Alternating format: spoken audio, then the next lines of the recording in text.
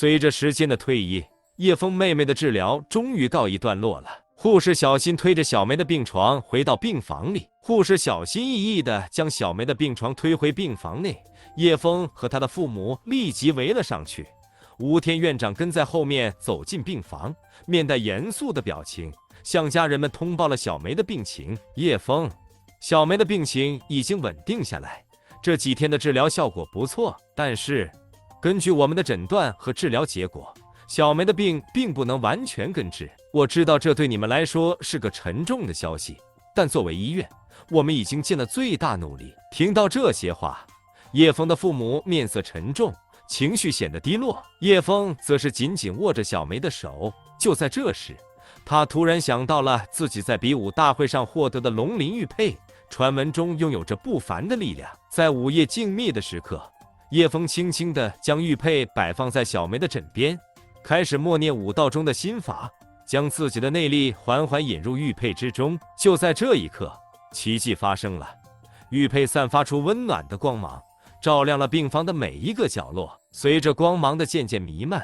小梅的脸上流露出一丝舒适的表情，她的体态似乎也在慢慢放松。几天过去，叶枫每晚都使用玉佩为小梅进行治疗，小梅的身体状况不断好转。虽然医院的诊断报告显示她的病无法根治，但在玉佩的神奇作用下，小梅的病情竟然有了大幅度的改善。然而，即使是玉佩也无法完全治愈小梅的病。叶枫并没有放弃希望，为了妹妹，他愿意不惜一切代价。他立即动身前往修仙世界，去寻找那位有着广泛知识和能力的仙女丽娜。叶枫在丽娜经常修炼的竹林里找到了丽娜。丽娜用她那透彻而深邃的眼眸审视了叶枫一番，似乎能看透他心底的焦虑和决心。在叶枫讲述完小梅的情况之后，丽娜轻抚着空气，口中念动着古老晦涩的咒语，她的手指间开始浮现出微妙的光芒，如同跳动的火苗，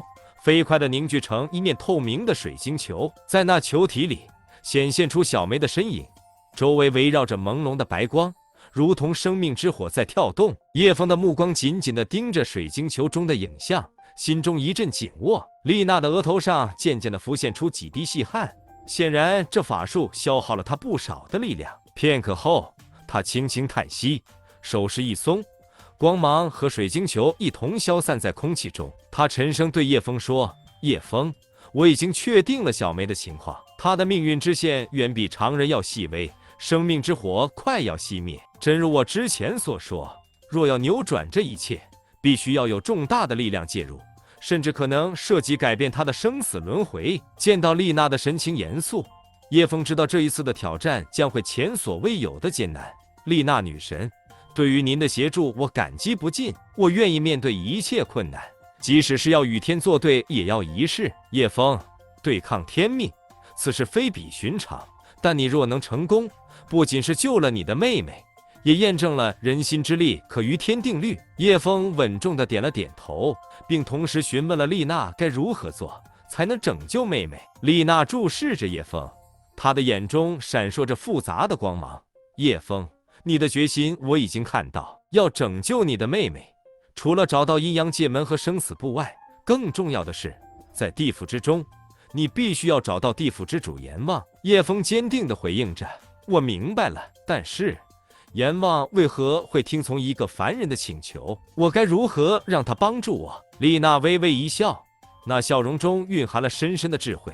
阎王虽然宣判生死，但他也重视因果和德行。如果你能证明你的诚意，为妹妹的生命而展现出超出常人的勇气和牺牲精神，阎王或许会因你的真正不凡而动容。叶枫皱眉思考，随即问道：“证明诚意，这是否意味着我需要通过一些考验？”丽娜点头确认了叶枫的猜测。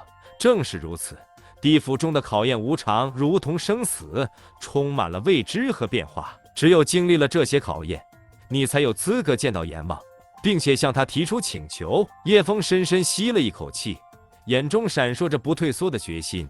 无论要面对何种考验，我都将一一应战。为了妹妹，我必须这么做。丽娜满意地看着他，然后从袖子中又取出了一物，递给了叶枫。这是引魂香，它可以帮助你在地府中保持清醒的心智，抵御一些幽冥之气的侵扰。希望它能为你的旅程提供一些帮助。叶枫接过那引魂香，认真的点了点头。我会珍惜它，并合理使用。丽娜见叶枫接过引魂香，便又继续说道：此外，考虑到你是凡人，涉足阴阳二界并非易事，我将教你一道仙法，以助你顺利行走于两界之间。他的声音中充满了庄严与神秘。叶枫立刻聚精会神起来，心知这可能是关键性的帮助。丽娜开始娓娓道来，这道仙法名为灵魂步行术，它能够帮助你的灵魂暂时脱离肉体，进入一个只有鬼魂或是仙人才能通行的状态，这样你才能找到并通过阴阳界门。叶枫认真地听着，对这未知的法术感到好奇又期待。首先，你需找一处阴气较重的地方，可能是一座古墓，或是常年不见阳光的密林。把引魂香放在你面前，点燃它，然后闭上眼睛，双手合十于胸前，口中默念灵魂步行，往返如意，阴阳二界步行无碍。你将感到自己的灵魂开始轻盈，甚至能够看到自己的身体。叶枫迅速记下了这些步骤，心中涌现出一股从未有过的紧张与兴奋。丽娜继续指导，在这状态下，你的感知会被大大增强，可以感受到周围阴阳能量的流动，这将为你指引到阴阳界门的位置。但必须小心，这个状态下你也更加脆弱，易受阴界生物的侵扰。叶枫点了点头，表示理解这项技能的重要性和风险。丽娜最后叮嘱道，使用灵魂步行术时，必须保持心灵的坚定和纯洁，防止被幽冥之气侵蚀。一旦完成任务或出现危险的情况，立刻念动归体二字，你的灵魂会迅速回归肉身。叶枫深深鞠了一躬，表示感谢。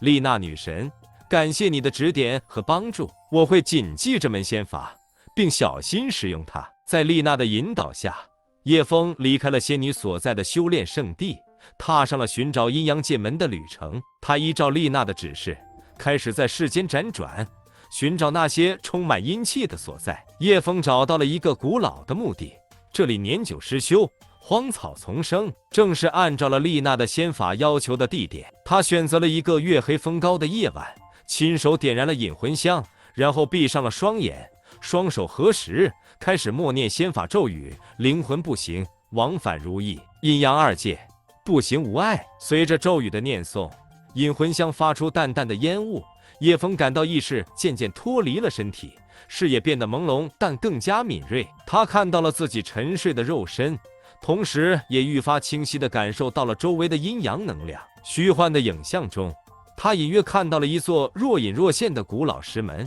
正是通向阴阳二界的门户。然而，在这座墓地里，叶枫并非唯一的存在，幽冥之地自有其守护者，魔物潜藏其中。叶枫尚未完全习惯自己的灵魂之体，一些低级的魔物开始对他造成骚扰，他们像是被引魂香吸引，带着贪婪和好奇，试图接近叶枫。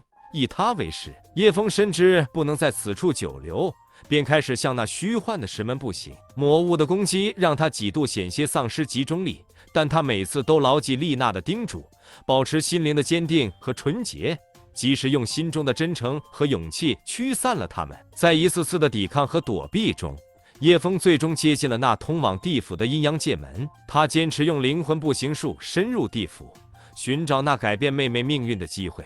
随着叶枫越来越接近那通往地府的阴阳界门，魔物的攻击也变得越来越凶猛。黑暗中，形态各异的魔物如同被嗜血的狼群，嚎叫着围绕在他的灵魂周围，试图撕裂他的灵魂防护。面对这种情况，叶枫知道，如果仅仅是躲避和抵抗是没有用的，他必须利用丽娜教授给他的仙法，主动突破。他深吸一口气，集中了全身的精神力，念动灵魂步行术的深层咒语，试图创造出一个保护圈，抵挡魔物的攻击。在他心中默念的同时，灵魂之体周围形成了一层薄薄的光罩，魔物的攻击在这层光罩上只能激起波纹，无法真正接触到叶枫的灵魂。叶枫借着这短暂的安全，迅速朝着那若隐若现的阴阳界门冲去。当他接近界门的瞬间，那些魔物如同碰到了看不见的壁障，无法再前进半分。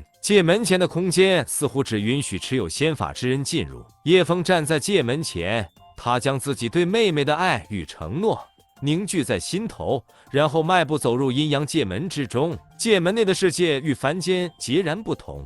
叶枫的灵魂被一股强大的力量拉扯着前进，周围环境快速变换，直到他的脚步最终稳定下来，发现自己站在了一个独特领域。这里既不像凡间那样充满了生机，也不似幽冥那样死寂无声，反而有种说不出的混沌与静谧。四周被一层薄薄的雾气笼罩，被淡淡的雾气笼罩着的是一片旷大无际的灰色空地。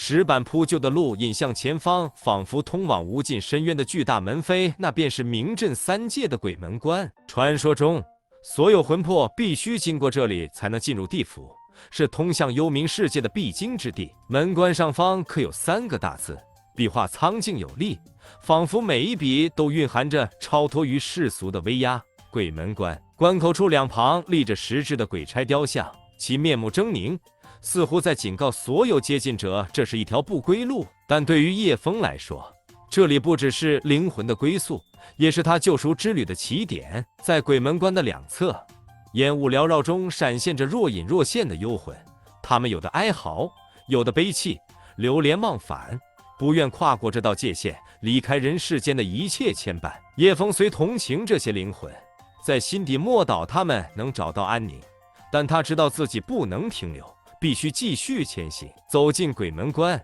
叶枫感受到了一种震慑灵魂的威严。两旁站着身穿古代官服的鬼差，身材高大，肌肉发达，体格健壮，手持铁链及3叉戟，一个是牛头人身，一个是马面人身，两者都散发出让人不寒而栗的冷气。